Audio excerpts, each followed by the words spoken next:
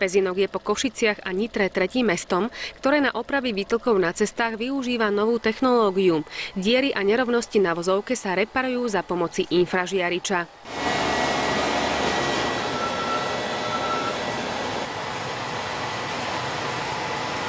Ten asfalt, betón alebo asfalt teda sa nahrieva priamym plameňom, čo sa nesmie, ale infražiarením, ktoré prehrieva ten asfalt do hĺbky až 10 až 15 cm podľa toho, aké je ročné obdobie a podobne.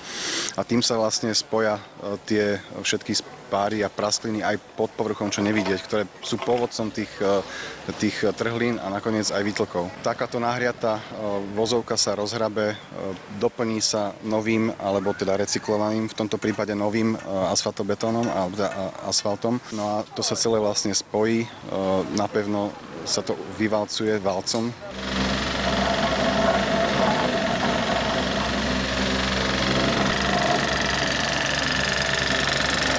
Po dohode s oddelením životného prostredia bolo touto technológiou v meste opravených 350 metrov štvorcových na najviac frekventovaných vozovkách, teda na Holubyho a Štefánikovej ulici. Bola nám ponúknutá v podstate len ako v forme prezentácie. Jedná sa o technológiu, kde netreba tieto komunikácie zarezávať. Je teda vhodná iba na lokálne výtlky alebo na sieťové rozpady. Tak sme pristúpili, že vyskúša mesto Pezinok, ako to bude vyzerať, keď sa tieto lokálne vysprávky urobia na tých hlavných ťahoch, a to je Štefánikova ulica a Holubyho ulica. To, čo je vidieť na cestách, to naznačené, tie oranžové štvorce alebo obdĺžniky, ktoré sú pokreslené, sú tie úseky, ktoré sa budú ešte ďalej vyspravovať. Infražiariče prišli na slovenské cesty z Čiech, kde takto opravujú výtlky už takmer 10 rokov.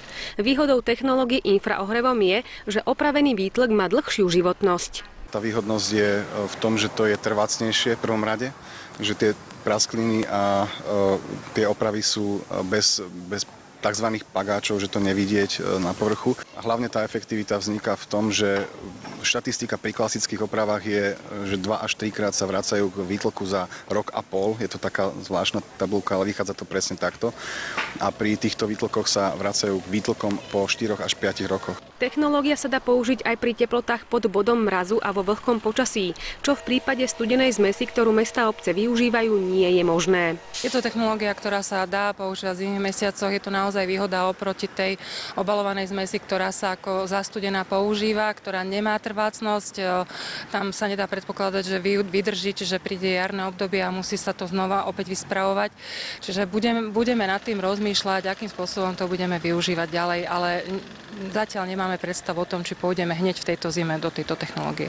Opravy prostredníctvom infražiariča na Holubyho a Štefánikovej ulici by mali byť ukončené pred vynobraním.